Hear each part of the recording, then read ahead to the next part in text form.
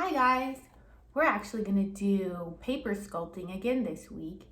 And now that you've had a little practice with this, maybe you can make your sculptures this week a little bit more elaborate, try some new techniques. I gave you some different shapes of paper and it's actually a little bit thicker this week. So see how that might be stronger or harder to work with in some ways, but it's a little different. And why don't I show you a couple of new techniques that you could try if you would like, but you don't have to. You're allowed to make whatever you want and use any techniques that you want. But I think you should pay attention to what I'm about to show you because it's going to eliminate a lot of frustration when you're trying to attach things, because that could be where you run into some problems. So let's look at these new techniques. Okay, so here I'm going to show you just how to make some simple shapes with the strips, which I bet this one you might have tried before. So I just put glue on one end, stuck it to the other, and there I have a nice circle. What if I wanted to make a teardrop shape? So what happens if I put glue here and I just fold it over? You can see there's a teardrop shape. So if you made a bunch of those, think of the cool things you could make. This time I'm going to fold my paper and I'm going to leave a little extra on one end. So I'm not going to fold it right in half. I'll leave a little extra on one end. I'm going to put some glue on this end here because I want to fold that little extra piece over. So I'm going to take that little extra piece and just fold it over.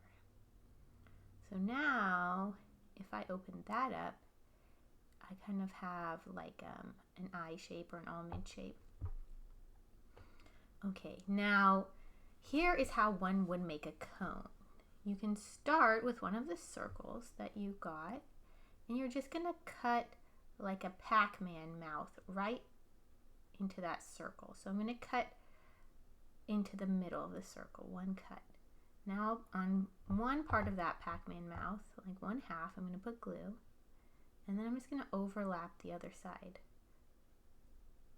That side onto the glue. So I'm going to bring that side onto the glue and press it together, and I have a cone. Okay, now I'm imagining some of you smart people are going to get the idea to attach a cone to a tube. Now that's kind of hard to do because there's not a lot of places where they meet. So we're going to make some tabs here. So what you're going to do is you're just going to cut down all around your tube and then fold those flaps down. Okay. Now I have what are called flanges, and I'm going to put my glue right onto all of those.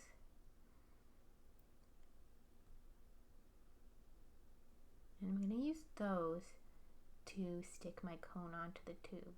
So now you see I have a lot of places where the tube touches the cone, and it's easier for me to attach it.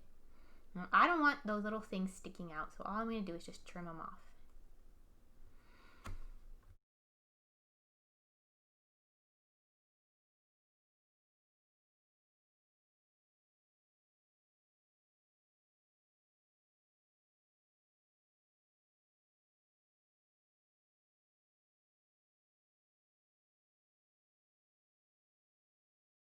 Now I'll show you how to make a prism, which is kind of like a tube, but instead of a circle, it's a triangle or a square. All I have to do is take a little rectangle of paper, and I'm just going to fold it over and crease it. Roll it over and crease it. Okay, so now I have this creased piece of paper, and I can glue the two end flaps together, and look, it's a triangular prism. So I'm just going to put a little bit of glue on one end, and then I'm going to overlap that flap on the other end. And there's lots of fun things you can do with that. And maybe now this time I'm going to make my pleats a little bit smaller so that there's more of them. And I don't even know what shape I'm going to get, but if I open it up, and I overlap those two ends, I'll figure out that I got a pentagon. So I can just glue those, and then I have a really cool thing to work with. Ta-da!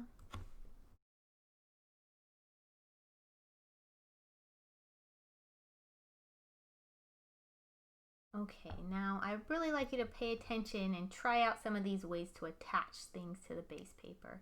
Now I want to attach this tube, but it's far too skinny on the very end for me to do that. So I need a bigger surface area. I need to make some flaps. So I'm just going to fold those down. These little tabs. Okay, so now I can glue the tabs to the paper, and I wonder if my tube will stay up. So I'm just going to put the glue onto the big paper because that's easier than putting glue on each flap. And there. Now my tube is standing straight up and it won't fall over. See? Okay, now I have one of those shapes I made with the strips in the beginning of the video, and I want it to stand straight up on my paper. So I'm going to do the exact same thing I did with the taller tube, and I'm just going to go around and make little cuts all around the edge of my circle. And then if I fold them down, I have some great tabs that I can use to glue it to my paper, and it will stand straight up like a wall. So it's a little bit easier just to put the glue onto the base paper than try to glue each tab. And there we have it. So here's another fun way to attach something. So I wanted this little strip of paper to be standing straight up from my circle. So what I'm going to do is I'm going to cut 2 slits in my circle, and then if I just slide my paper into those slits, it is attached.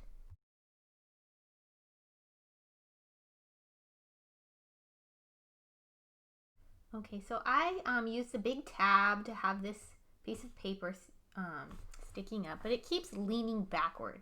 So I need to make a support for it. So here I have a strip where I folded one end down, and I'm just going to glue that folded end a little ways behind my rectangle, and then the other end I'm going to glue to the back of the rectangle. That will help it be supported so it stands straight up instead of leaning forward.